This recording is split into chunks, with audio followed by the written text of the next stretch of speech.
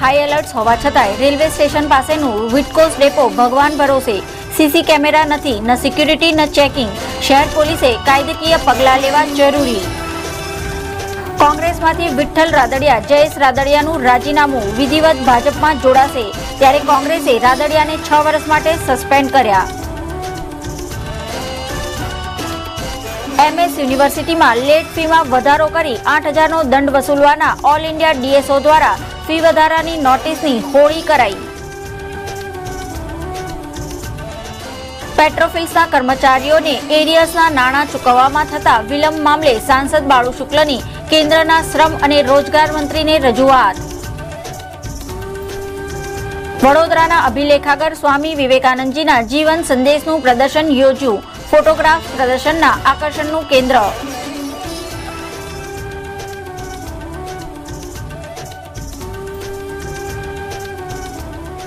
નમસ્કાર દર્શક મિત્રો, ECTVના સમાચાર કક્ષમાં આપનું સ્વાગત છે.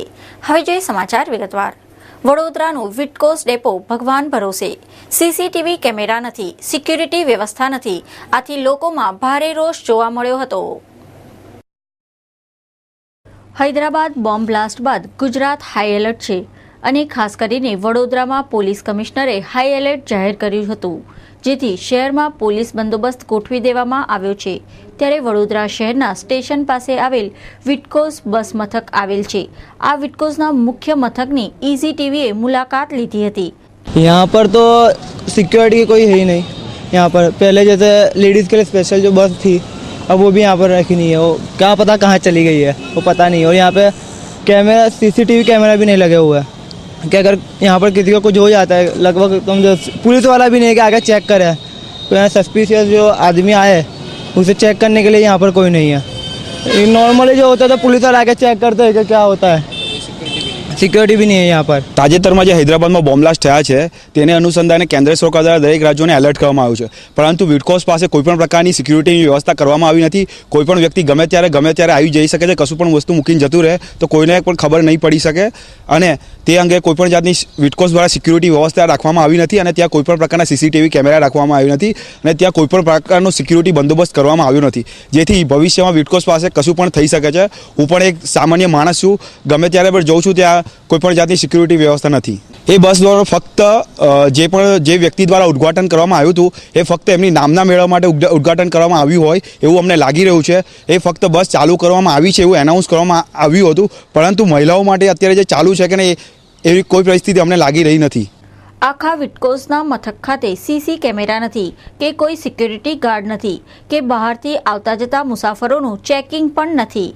હાલ વિટકોસ ભગવાન ભરોસે છે.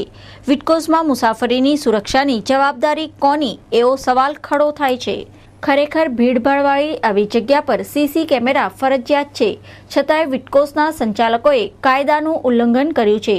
મુસાફરો કહે છે વિટકોસ ડેપોમાં કોઈ ચેકિંગ થતું નથી કે ન કોઈ સિક્યુરિટી. ખરેખર વડોદરા શહેર પોલીસ કમિશનરે આ બનાવને ગંભીરતાથી લઈને વિટકોસના સંચાલકો સામે કાર્યવાહી કરવી જરૂરી છે. ભગવાન ભરોસે જ કહેવાય આમ તો, કે હાલ અમે ત્યાં ઊભા હતા અને કોઈ સિક્યુરિટી નથી. આજે જે બોમ્બ બ્લાસ્ટ થયા છે એના પગલામાં તો ત્યાં પોલીસ હોવી જોઈએ કે ત્યાંના જે સિક્યુરિટી ગાર્ડ હોવા જોઈએ એ હોવા જોઈએ. કોઈ કશું બેગ મૂકી જાય કે કશું મૂકી જાય તો કોણ જવાબદારી લેશે? અને જો બ્લાસ્ટ થઈ ગયો અને કેટલા લોકો મરી જશે તો જવાબદારી કોણ લેશે?